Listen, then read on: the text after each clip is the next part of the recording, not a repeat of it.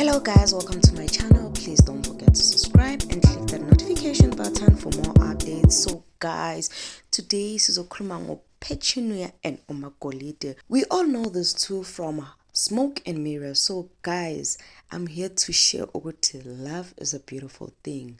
If you get a chance, fall in love. So guys, as you know that some love stories remain hidden in the shadows in the world of celebrities. In this case, we all know that most of the celebrities prefer to keep their love life private. But who would have thought would Magolide and Petunia are together in real life? So guys, Hawala Munama and Sabelo Enes Radebe has allegedly fallen in love and even exchanged vows in secret ceremony that has left many people in the dark. Social media has been left shocked and amazed.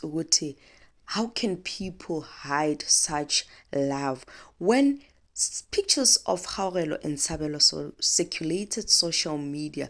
Those pictures, guys, were pregnancy pictures showing Kgaugelo in her pregnancy state and Sabelo next to her, and we can clearly finally say Ugutine Kgaugelo and Sabelo are indeed together, are indeed a couple. So guys, as we know that there was a time where Petunia or Kgaugelo took some time off on House of Sweden.